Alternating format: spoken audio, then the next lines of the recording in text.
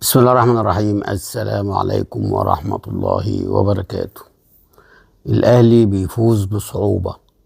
الأهلي لو ما كانش فيه مساندة الأهلي ما يفوزش كده زي السنين اللي فاتت، وكل ده سبب من أسباب انشقاق والتفرقة اللي حصلت في العقود بسبب اللعيبة اللي جت السنة دي زيزو وتريزيجيه. الفرقة ضايعة. انا هكلمكم بمنتهى الامانه، واللي يزعل يزعل واللي يتضايق يتضايق، لان انت مفروض كنادي اهلي لما بتجيب صفقات بتبقى اللعيبه اللي هي القديمه اللي انت كنت بتعول عليها وتعتمد عليها وانت مش هتلاعبها لازم تعاملها نفسيا اكتر من اللعيبه اللي انت جايبها. ليه؟ لان انت في وقت من الاوقات زي ما حصل كده زيزو اتصاب، مش عارف مين اتصاب، بن رمضان اتصاب، بن شرقي ما لسه ما جاش فورمه خالص، تريزيجيه يعني هو الوحيد اللي بيقول ها، واخد بالك؟ فانت وقعت طاهر ووقعت حسين ووقعت قفشه ووقعت احمد عبد القادر وكل اللعيبه اللي هي كانت بتكسبك المواسم اللي فاتت انت موقعها نفسيا. النهارده لعيبه الاهلي وحياه ربنا طاهر وحسين الشحات والناس اللي هي الحرس القديم ده اقسم بالله صعبانين عليا.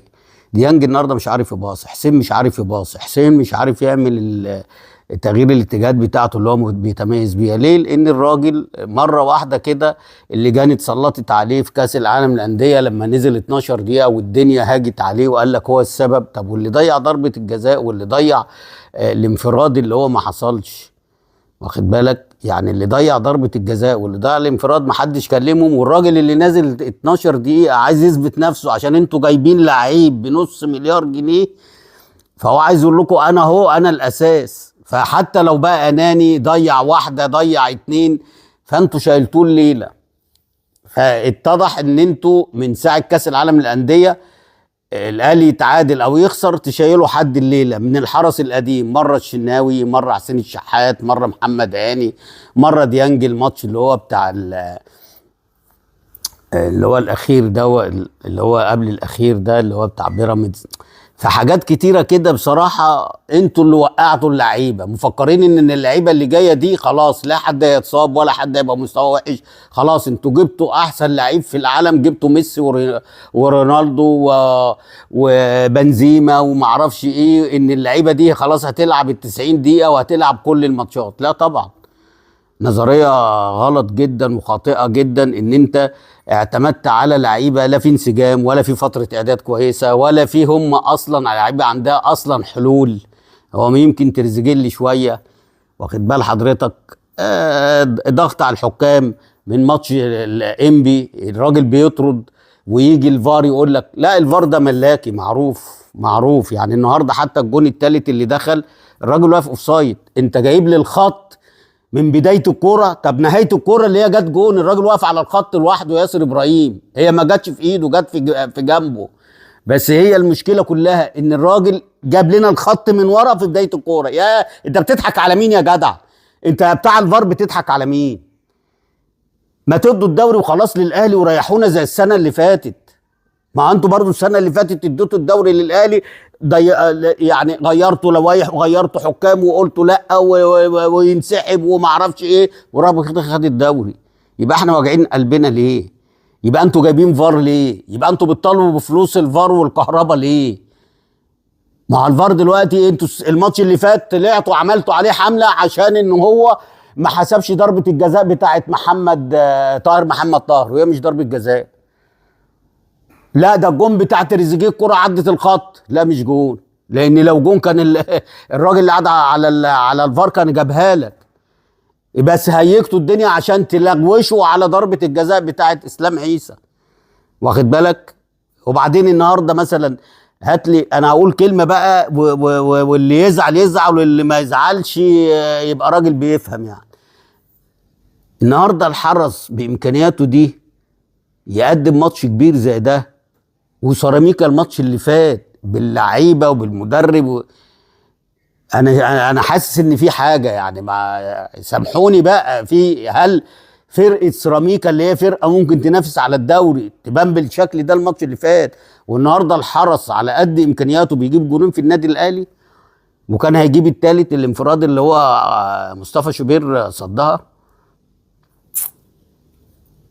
في علامات استفهام كتير، والفار عليه علامات استفهام كتير. يعني النهارده مثلا موقع القاهرة 24 جايب لك ان عرضوا على الراجل اللي هو رئيس لجنة الحكام، ان عرضوا له بس الكرة بتاعت طاهر محمد طاهر، والراجل طلع قال لك ما فيهاش حاجة، ما فيهاش ضربة جزاء، وما عرضوش عليه الكرة بتاعت اسلام عيسى.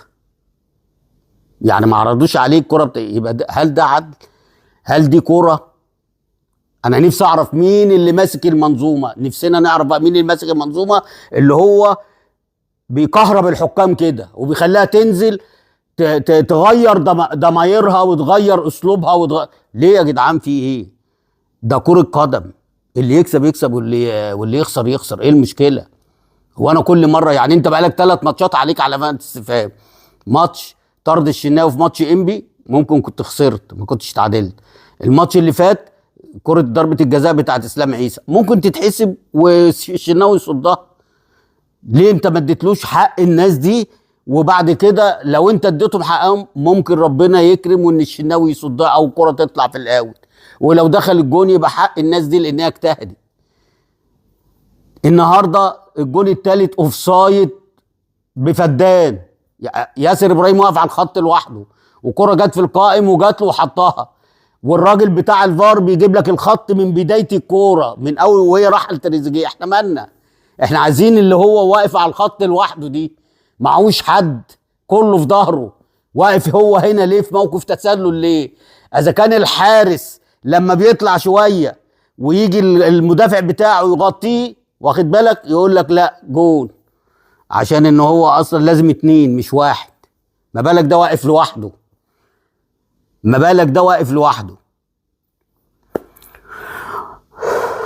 يعني هنقول ان الهدف الاولاني النهارده بتاع جريديشار ده هدف عالمي ما بنشوفوش الا في الدوريات الاوروبيه بصراحه، هدف اوروبي يعني. بعد كده تعادل، بيتعادل فرقه الحرس بخطأ فادح من محمد هاني ومن ياسين مرعي، لا يسأل عنها شوبير لان الكره جت في رجله، في رجل ياسين مرعي وجت في رجل محمد حمدي زكي ودخلت. يعني الراجل ولا حد يقول لي رد الفعل ولا الرياكشن بتاعه لا لا لا لا، ده كرة تك تك ودخلت سريعة ما حدش يقدر يعني يعمل فيها رد فعل. يعني الجون الثاني الاهلي جاب جون من ضربة جزاء، هنقول ضربة الجزاء ضربة جزاء ما عندناش مشكلة.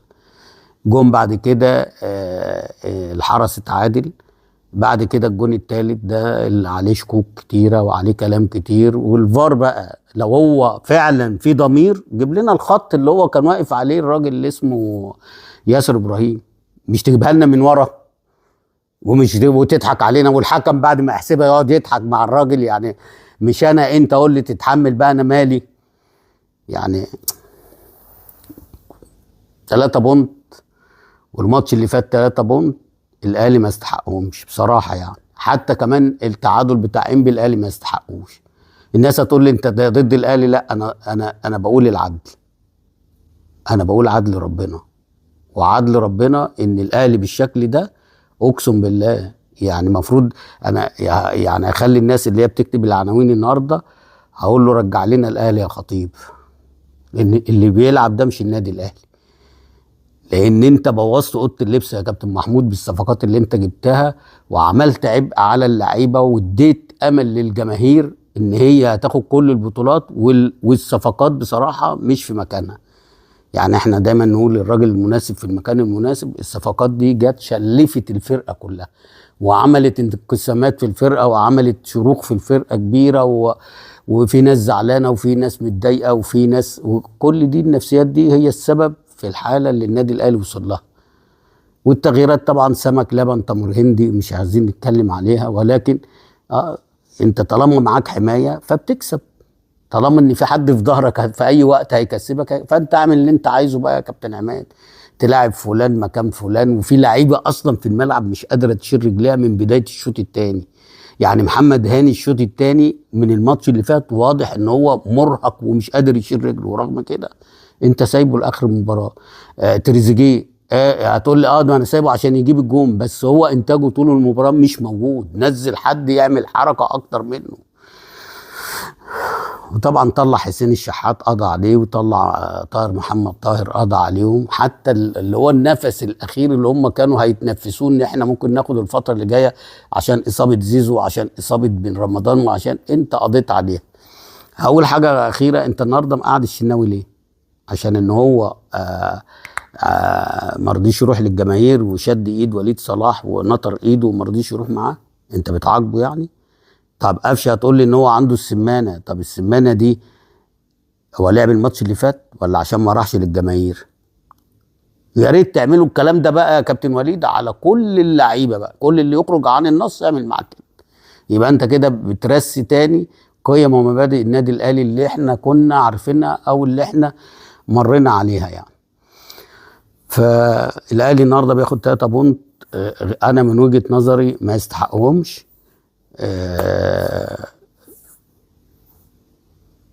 في أسوأ مستوى للنادي الأهلي شفته في حياتي من يوم ما شجعنا كورة. أول مرة أشوف النادي الأهلي بالشكل ده وبالأسلوب ده وبالكورة دي ومفيش حماس ومفيش روح كل الكلام ده، ولا في كورة ولا في فنيات ولا في أي حاجة، واللي يزعل يزعل. يلا أشوفكم بقى بعد ماتش الزمالك. السلام عليكم.